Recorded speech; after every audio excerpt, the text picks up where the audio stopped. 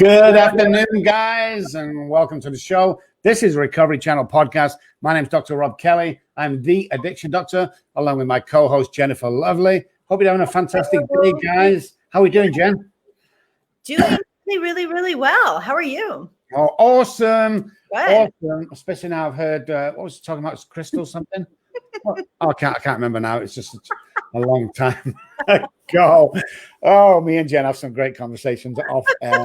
We're gonna put out the X-rated version one day. Just the snippets from it. It'll probably have about 1 million views. It's awesome. We get up to some bad stuff, guys. Welcome to the. Sorry. Yeah, I was thinking, what the hell are they talking about? So, guys, welcome on Facebook and welcome on YouTube Live. You lucky people, you get to see us live, and we're going to go up to so many podcasts either later today or tomorrow. So stay tuned, guys. Also, we have Paige Roberts on the show today. So I did a little research on this girl, Jen, thinking, let's see what we know. Okay, blow my mind. I know, right? With what she teaches and practices, I believe. So it's going to be an absolute awesome show. Very, very interesting and also very educational and such a great girl. So, guys, same again. If you've got any questions for Paige, send them to the message. I'll get them straight away and ask it on the next question. You won't be waiting. So, yeah, Paige Roberts on the show just after this, guys.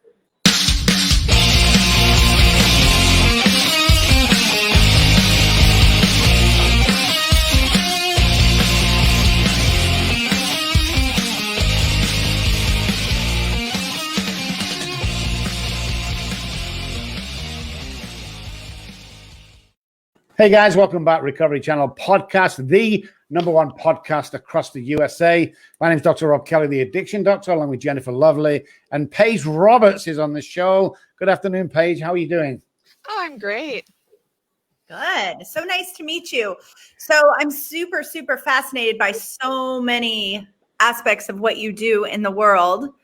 And it's so nice to have a fellow Washingtonian on here. Yeah.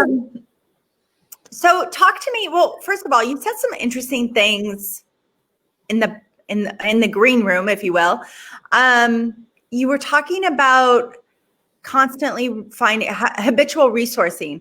I come from the world of it's called cravings, and you're an addict or you're an alcoholic, and it's very to the point. So I was a little fascinated with habitual resourcing. Can you talk to me about that?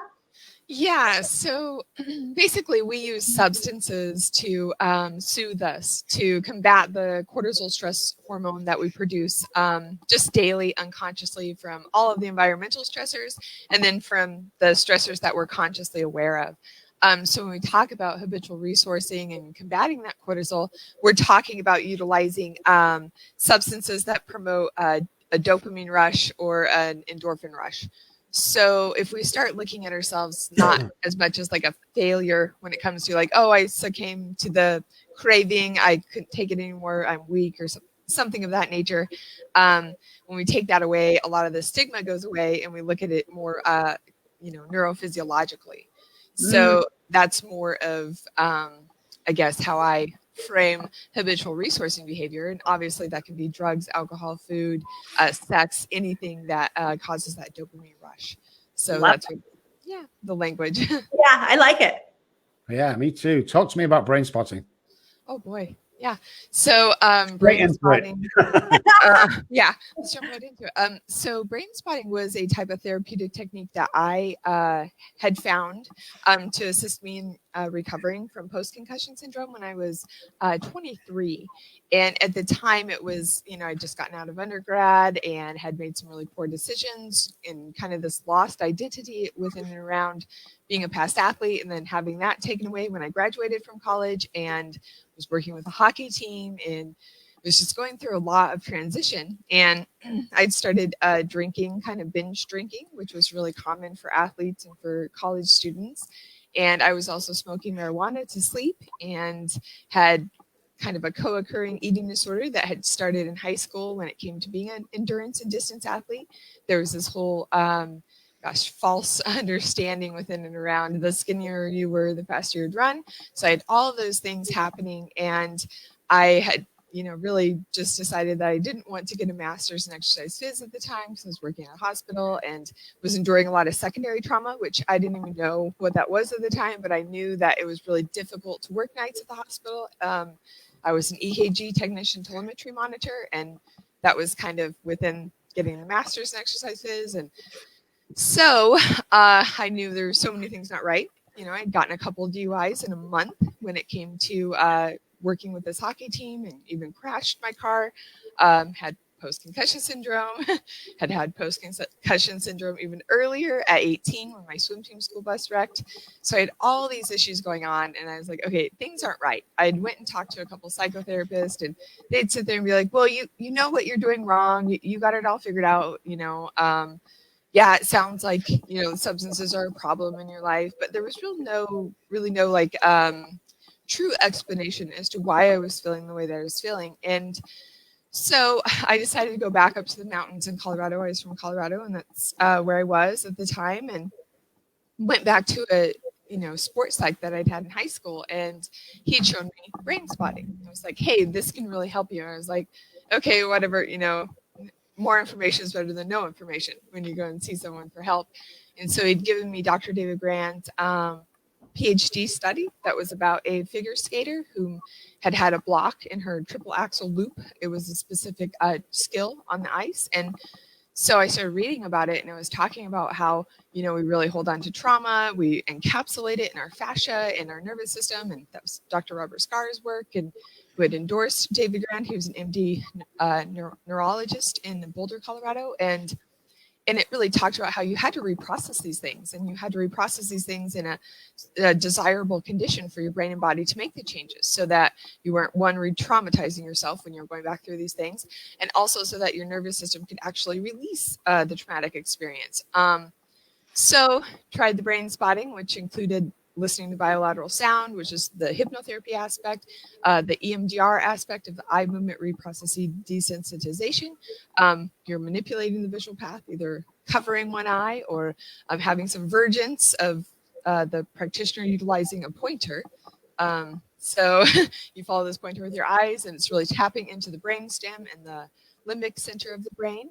And then there's the focused mindfulness aspect of it. So he had me going back through both of the, swim team bus wreck, the car accident, and any other negative experiences I had experienced up until then. I was 23, but I'd had quite a few. So the focused mindfulness of going through that story and being curious with it, and allowing for any emotions that were stuffed and frozen in the time to come up and be fully processed. And then also, there's an aspect of somatic experience. And so that's Dr. Peter Levine's work. And so that's accessing the body where we're feeling this emotion, or even just the topic, what sensation occurs in the body. Some individuals never actually feel, but they'll have the urgency to want to get up and run or something, that flight aspect of when they're going back through trauma.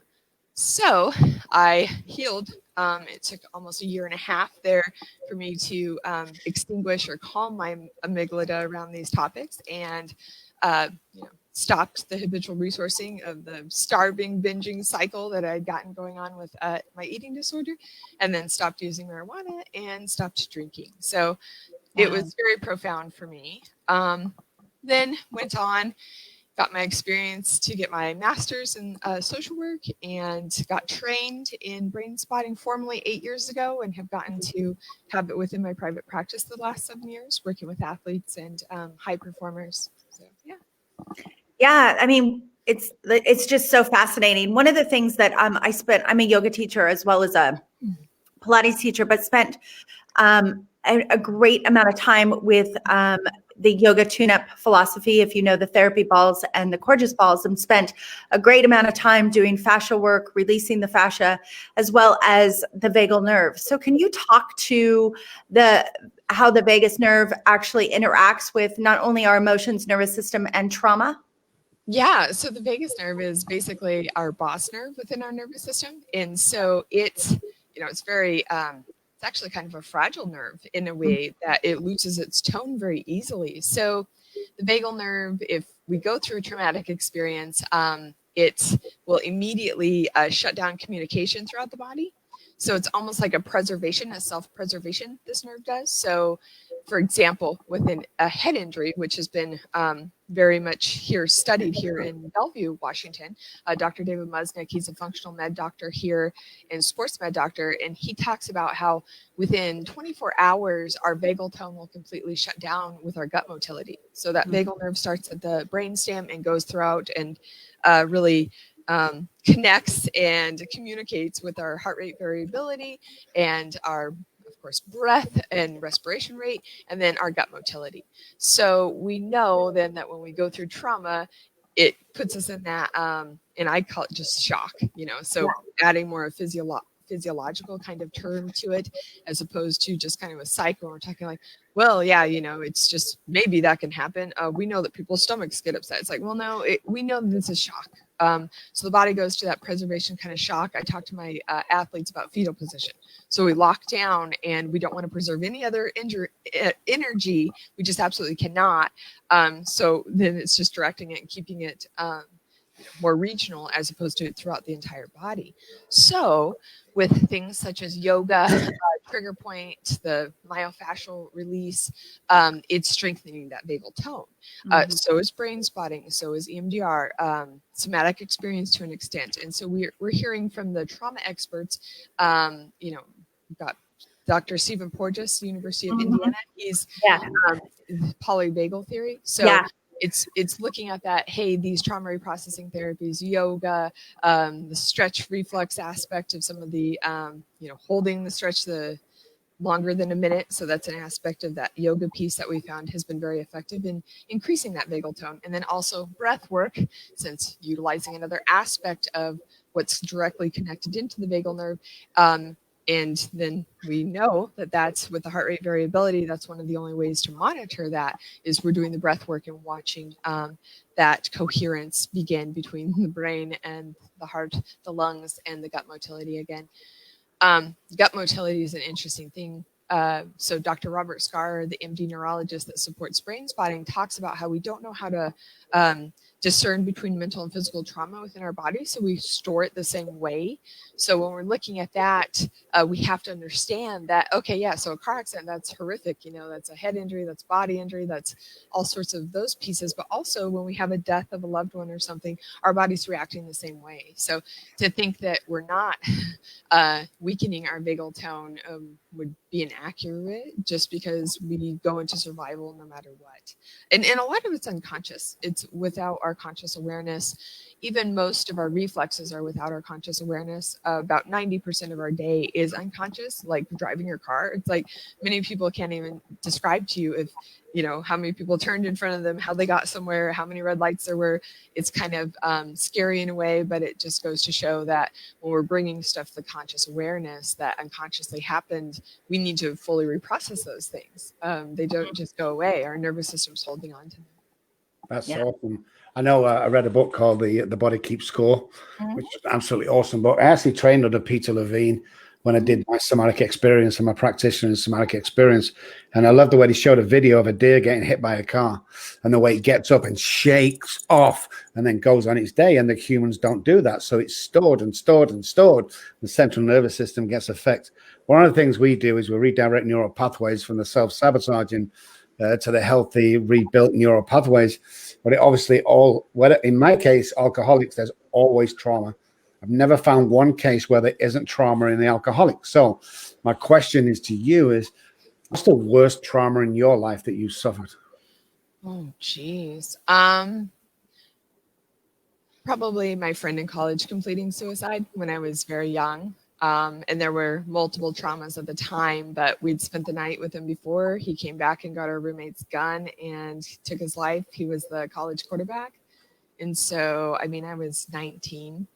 I think that was the first time I really remember being like, I'm going to drink to forget. And we all went out that night and drank. And so that was really traumatic for me, especially at the time, just conceptualizing it. He was a fellow athlete with us. We knew that stuff was going on, but, now obviously we know within and around what we've seen with, suicide ideation, some of that, if you suspect and someone's having a hard time, really confronting them with like, I know you're having a hard time. But at the time we were just, we didn't want to talk about his friend who had cheated on him with another football player and, well, girlfriend, but, just some of those things that, maybe if we talked about them, he wouldn't have held it inside. I don't know. But there's that. And then my dad was an addict as well. And he was,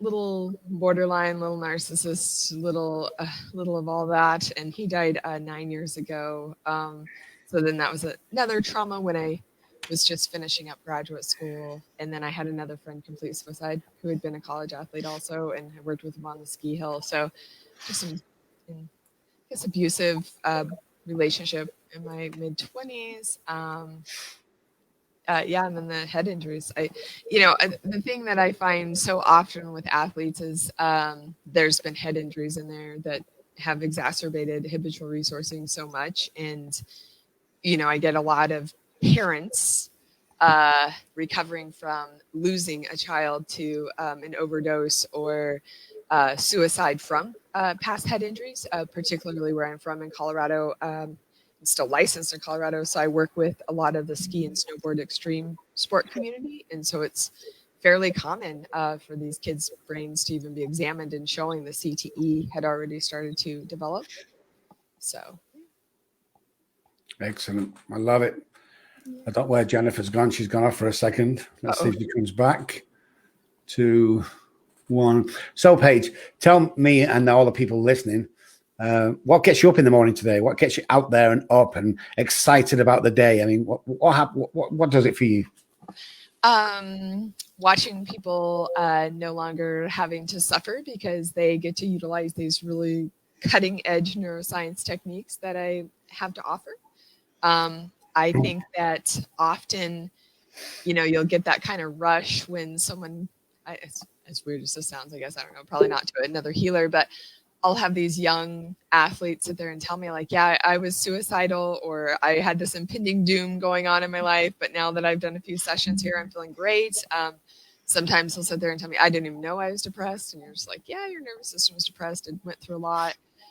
So that's, I think, what I really run off of. And then just science in general. It's like, I really love all this cool stuff. I use other cutting edge techniques in my practice. So it's pretty. And it seems like some of these techniques, like somatic experience, has been around for so long. And yet only the last, I'd say 5 or 6 years, especially with me, I went into a place who specializes in trauma in Phoenix or Arizona somewhere, because I was suffering from PTSD. And the Meadows was the place, and they sorted me out. It was Peter Levine's place. So when I went through that, it was such an eye opener to me, and I'd never heard of anything like this. And I'd been a doctor for so many years, specializing in addiction, but not really looking at trauma. And after I come out of there, I'm like, oh my God! First of all, why didn't you know about this? And secondly, I need to go back and train.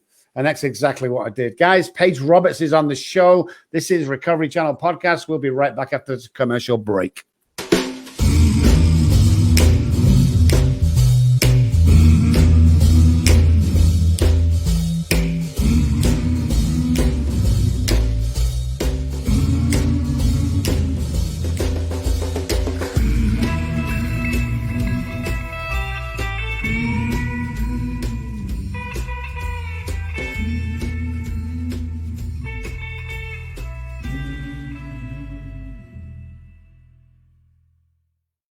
Hey guys, welcome back to the Recovery Channel Podcast. My name is Dr. Robb, the Addiction Doctor, along with our co-host Jennifer Loveray. We've got Paige Roberts on the show. If you just joined us, guys, as I can see a few of you are, stick around for this because this is awesome information.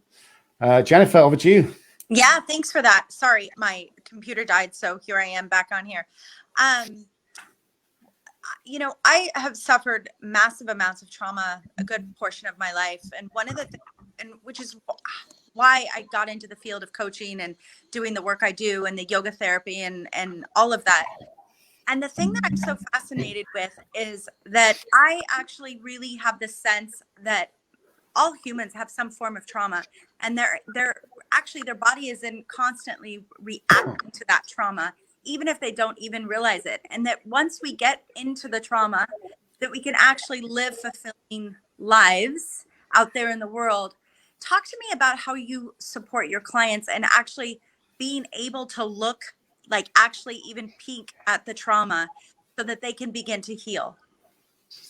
Well, basically in the beginning, I have someone make a laundry list of their traumas. And so starting to acknowledge that things did happen to me. And typically when they then come on for the session, either telehealth or in office here, they'll be like, wow, I didn't realize I did have so many traumas. I'm like, yeah, you know.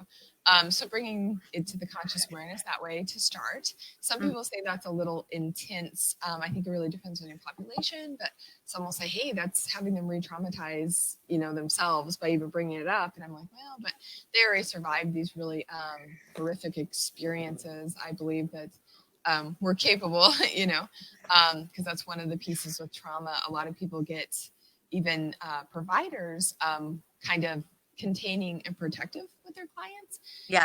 And how I'll kind of frame that and bringing people into this, hey, let's look at this as like, we can fully reprocess these things and get them out of your nervous system. So we have to look at these things. And when, like you said, when we're containing them and just holding on to them and not looking at them, they are negatively impacting us unconsciously. So, yeah, it's kind of prepping and cueing in that nature of like, hey, I want to know everything, you know, a dog dying, Right. any argument your parents had as a child, because that's kind of unpredictable stuff and that just will trigger our nervous system. But really the brain science of it, you know, we'll talk about, I have a little brain model in my office and we talk about how what area of the brain is holding on to things, what the amygdala is, what the hippocampus is, because our hippocampus is kind of like our resourcing aspect of our brain. And so you just really start talking about the why and what this is looking like and how it's affecting your body. I think I really get people, you know, I'm a certified brain health coach with Amen's Clinic, and I do QEEGs. So I'm really able to show people that's a brain scan. I'm really able to show people what's going on with their brain. So that can be another one of those, things aren't going well. You know, your voltage is down and your reaction time is down. So typically that means that we have a lot of oxidative stress cortisol in the system. It's like, well, let's look at why. And so you extinguish and calm down the amygdala and strengthen the hippocampus with Brainspotting, and then adding in some other therapies like photobiomodulation to bring back the blood flow.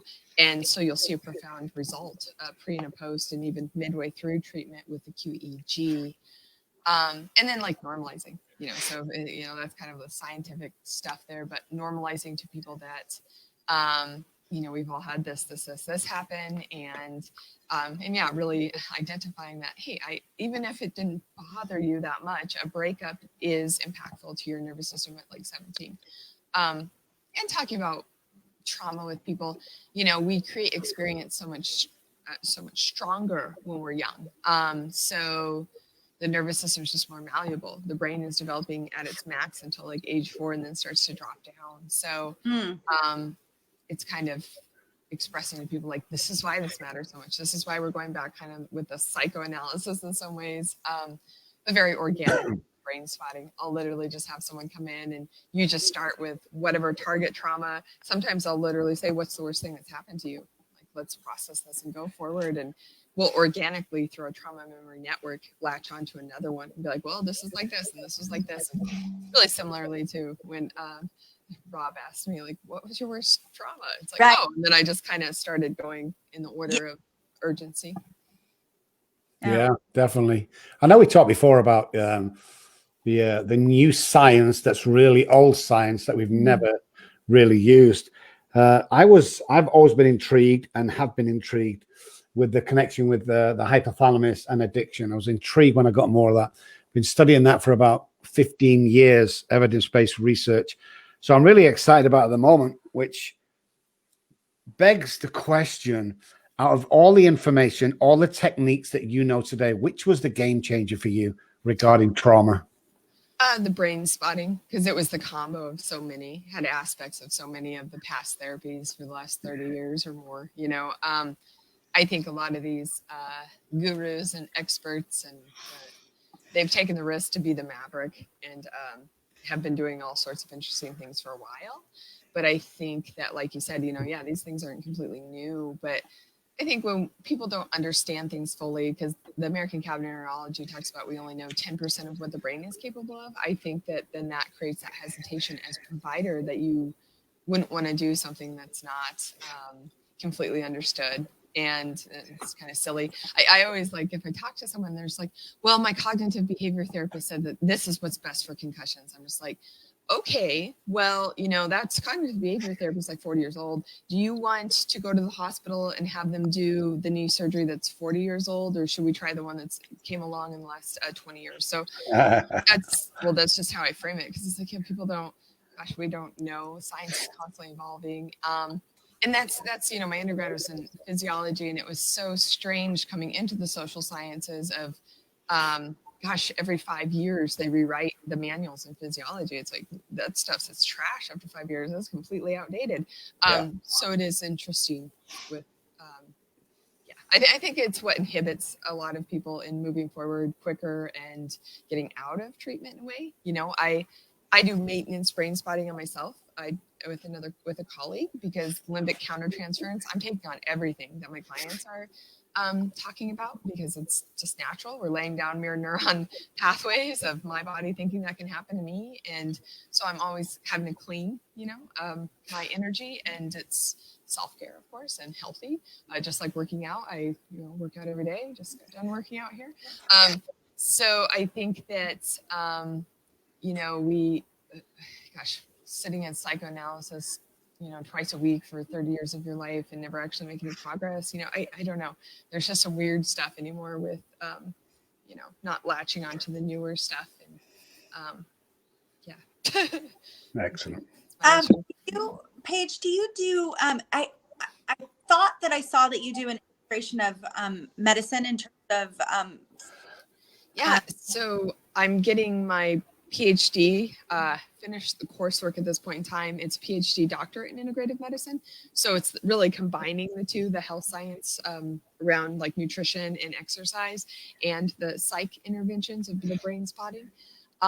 So I'm working on my thesis, getting it set up right now. And basically it will be working with a sports team, and we will scan their brain to see what voltage they're at and reaction time, because I see both of those get positively impacted from brain spotting, and then doing the brain spotting in a group dynamic with the athletes, because it's just easier for athletes to work in a group like that instead of the one-on-one.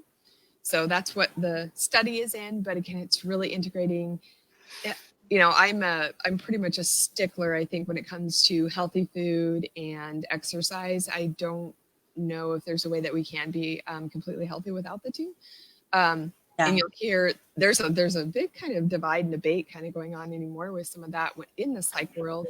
And that's why I leaned more towards and wanted to do the PhD in integrated medicine, because I truly believe in Dr. Daniel Amen's work and Dr. Mark Hyman and some of the functional docs with food that's inflaming, the Monsanto Roundup wiping out our gut microbiome, and then that causing inflammation in the brain. And so I'm seeing these things too. So I still have to fit in that box, and not as much in the eating disorder recovery kind of space of some of that's not accepted yet. So I'm way more with the functional integrative, with the holistic health anyways. So. I think that's the best way forward. I mean, I've been to counselors in my life, because I obviously need someone to talk to, dealing with it on a daily basis. I keep taking pieces of people away with me. And I found that when I first started to seek out these people, they're working off 1940s, 1950s workbooks. And I think it's brave, to go out and research and be trained and educated in the new neuroscience, the brain science, because I think that's where the future is. I know that we here at Robb Recovery Group we're seeing improvements within weeks rather than months.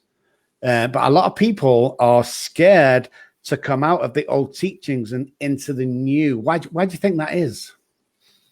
I mean, it's baffling. So I went to a law and ethics training here in Washington last summer, and there were 2 University of Washington psychology professors in that, because you have to do law and ethics here annually for your license. And I was talking to them about what I did, and they were just like, well, that's peer reviewed, that's not okay. And well, do you do that, or just coaching? You have your license and you do that? I'm like, it was a little much. And I didn't, and I had to sit in it for a moment and seem like, why is this professor getting triggered by what I'm talking about, about what I say I do with people? It has nothing to do with that person. So I don't know if I can truly answer that aside from it just seems safe. Like it's so strange to me. The second part to that question, sorry to jump in, Jen, is I know literally thousands of professionals that are PhD, masters, counseling, and doctors who've stepped away from the licensing procedure because they are, and that's one of the reasons why we do what we do here, is one, because to teach or practice anything else is seeing out the box, and secondly, we can cross state lines. I don't have to stick to Texas. So that's one of the reasons I am a licensed doctor and a psychologist, but also a coach, because I just think that they're just, I don't know, there's so many people stepping away. It's like I know when I was practicing pure psychology with the state of Texas, I would get complaint after complaint after complaint, not of the patient, but of friends or parents going, well, no, you shouldn't be saying this. And I often curse at the disease. That's why they call me the Gordon Ramsay of the addiction world, because it's out of the box education and out of the box training and procedures that gets the disease to raise the ugly head. And yet people used to complain about me. So I know it constricted me so much that I was kind of disgusted with the board as far as I was concerned, because even though I had certificates and licensing in other areas, they wouldn't accept it. They just said, no, you can't do that, and you can't do this, and you can't do that. And it was so much tight restraints that in the end, 5 or 6 years ago, I just walked away from the industry and thought, no, people are damaging patients because we found out so much in the last 10 years that we're just not using, and it's so effective. I mean, the SE for me was mind-blowing, Paige. It was just like, where has this been? Why isn't every counselor and therapist teaching this? Instead of the old stuff that, I just couldn't believe it. I went on a rampage after that. I came back in the industry and I was like, no, this is the way to do it, guys. This is the only way we're going to get good results. Absolutely awesome. Paige, I'm really curious. I took my son, my kids have been to 16 different rehabs as, addicted to heroin. And I took my youngest to the Amen Clinic, and it didn't work. I don't know why it didn't work. I suspect because he kept, but I would love to just talk to you about that. The thing, I like the Amen Clinic. I'm a block from them here. So the thing about it that I found is that it is still very nutrition, supplements, medication heavy. They don't do a lot of psychotherapy. I mean, they literally just sent out a newsletter a couple days ago saying how, well, you can sit there and write out your traumas and do all these, like trauma reprocessing on your own alone. I'm like, what's going on here? Yeah. I think that a lot of his stuff is kind of, like read this book. This is this, if we can scan the brain, it looks like this. But I've had many clients also that didn't get any relief from his process as well. And so they are coming to me like I'm way last ditch resort kind of treatment here. Well, just, especially chronic illness. I get a lot of interesting chronic illness, and it's like, oh my gosh, we have to go back and reprocess all the stuff that was happening at the time that the autoimmune disorder took hold. So that's easy, it's pretty clearable with some of that, but nonetheless, I find that he just doesn't have enough because they don't have counselors in there, and I'll only occasionally get a TBI kind of thing because we have Chopek here who's did the concussion rescue book. But he's only got a chapter in there on the LED light therapy too, and it's like, oh my gosh, I've had people completely turn around from having a stroke or something with the light therapy. So I find that they need more intensive psychotherapy. I don't find that they require a lot of that. It's truly the nutrition stuff. And it's like, man, you cannot reprocess a traumatic memory by eating clean. That's not going to happen. Some of the best treatment recovery for teens and young adults is Steve Sawyer. He's got New Vision Wilderness, and he's a Brainspotting consultant and trainer within our group, and he's had amazing results. But again, it's the at-risk youth kind of like out in the forest. He's got multiple locations, but Yeah, but he's using the trauma reprocessing. So What always surprises me is we are the last stop that they get to. By the time people reach me, I mean, the highest was 2.9 million that they spent on the child. And I think the least was like $80,000 that they'd spent. And then, because if you haven't been in treatment, we tell you to go away and go into treatment if that's what mom and dad want. I don't know how sticking somebody isolated in a 30-day treatment center, teach them about relapse prevention, and then stick them back out in the world, things are going to work. I've no idea how that works. Probably why there's only a 3% success rate with them. But we're always the last people on stop. And it amazes me. It's like after we finish with them a 90-day period, the parents are absolutely shocked at what we do. And I'm shocked that these places allow young patients to go in time after time after time and take the $30,000 a month. It's like, where's your buy-in here, guys? Surely you should be seeing a change. I say to people now, have you seen a counselor? I've been seeing her for 4 weeks. Have you seen a change? Oh, no, it's too early. No, it's not. Why can't you be seeing a difference in after the first session? They should be teaching and showing and counseling the new stuff around, not the old stuff, because the newer and the more information we find about the brain, the better it'll be for everybody. But people just don't want to know. It's crazy. I don't understand it. I mean, I just don't understand it. Yeah, I compare it to with the background in physiology and wanting to save the world from obesity when I was younger, and really being obsessed with, well, it's just people just don't know. Well, people are just like, it's like, no, I think it's that it's work.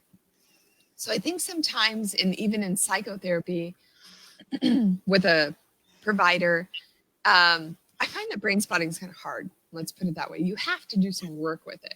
It's not that you just come in and go, okay, well, this week it was stressful for me. What do you think about that? Like, oh yeah, you're totally stressed out. Like, I can see how we have a sick model within every area of Western medicine. So I think that contributes to it.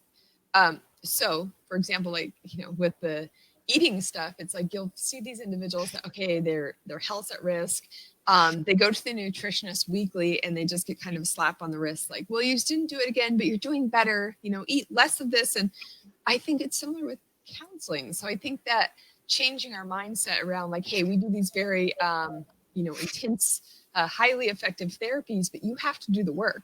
This isn't to come in weekly for the rest of your life to vent. It's like, you got to do the work. And even with my clients, I tease the ones that have been therapized. They'll come in and just like want to kind of tell me, it's like, nope, we're going to do work. Put on these headphones. We got to go back. Let's talk about mom stuff again. Let's go into reprocessing these experiences. Let's just work. We often find that. We often find when people come in and we tell them the difference between your counselor and what we do is your counselor will probably keep asking, how are you feeling? Well, how did you feel about that? What we do here is we tell you how you're going to feel, especially for the first 4 or 5 weeks, until you're strong enough yourself to start feeling that stuff. Guys, Paige Roberts was on the show. We're running out of time again. We keep doing this when we have an amazing guest. It's like we start off and then we're at the 41-minute time and like, oh my goodness, that went so quick. So tell me where we can find you, Paige, apart from the website at the bottom. I'm in Bellevue, Washington, and Colorado, and well, basically everywhere, because we do telehealth, so it's amazing. Yeah. I really want to know, I mean, I'm a body nerd. I'm a brain nerd. I just could just sit here for hours and be with you. Can you give our listeners 3 things that has to do with maybe the body, the brain, and even the trauma stuff that to like support them if they're struggling in addiction, if they're struggling with an eating disorder, if they're struggling even with, body dysmorphia of any form. Can you give them something to support? Well, that's a lot. I know. Yeah. So a little bit with body dysmorphia, I love you, I'm sorry, please forgive me, thank you kind of thing, saying that in the mirror, trying to change your perception of yourself. So I like doing that one with people with body dysmorphia. But you can actually download bilateral sounds of Dr. David Grans, and they're on Spotify, iTunes, YouTube, it's everywhere. But you can do some self-spotting yourself. So when you have individuals, and I do it like every day, I'll do about 5-10 minutes of listening to bilateral sound and kind of going through a checklist of the stress of the day. So that's one way. And it's also mentioned in his book, The Power of Brainspotting. So it's a cool tool. And then, gosh, if we're talking about like vagal nerve tuning up, 5 deep belly breaths, anytime you're starting to feel in shallow breath or stressed, humming is great too for vagal tone. There's other, like my favorite, I like yoga too. So I'm always having people do a stretch. You don't have to be this insane yogi, but holding a stretch for over a minute, because that can strengthen your vagal tone also. And then staying away from glyphosate and Monsanto types of Roundup. So really organic food, particularly when it comes to the grains, because that will strengthen your gut health. And that's really one of the more important aspects of our health. But yeah. Thank you so much, Paige, for being on the show. Guys, Paige Roberts, you can see the website going across the bottom. Worth a visit, definitely. For me, I want to say thank you so much, Paige, for being on. Such an amazing person, helping hundreds of thousands of people. Just thank you for being you, and thank you for being on the show. And I'll leave it to Jen to say one more thing. Yeah, just want to say thank you so much. It's so fun to just be with you, being a part of this. And I hope I can come see you, actually. So I'm excited. Cool. Absolutely. Thank you for your time, and also thank you for your passion and supporting others in this work and really creating a safe space for people to heal. Oh, thank you. I'm super grateful to get to talk about this stuff. Guys, hang on. We'll be back in 2 seconds to close.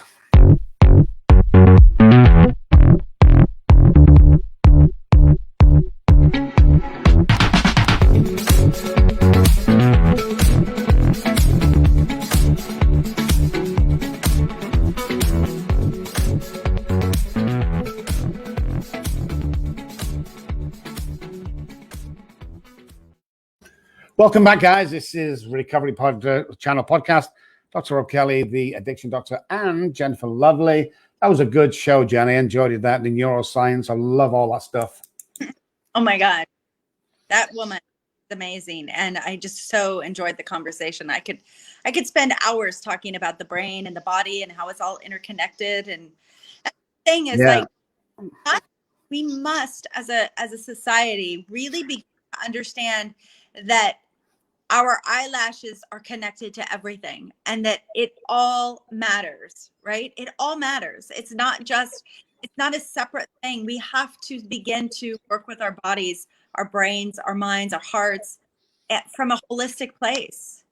So it was a powerful conversation. I think that's definitely the way to go. The further we can get from the pharmaceutical companies, the better for me. And the further we get into understanding our bodies and what they do and how much effect we can actually have, even just doing stuff ourselves, is unbelievable. Yeah, there's out there. Awesome. Guys, thank you for joining us. Thank you for watching the 2 episodes. We'll be back again during the week. I want to thank you so much for being with us. And don't forget to hop onto the social medias, Dr. Robb Kelly for me and Jennifer Lovely. You'll find us on Facebook. You'll find us on all the media channels. But for me, guys, I want to say thank you so much, and we'll see you real soon. Bye, guys.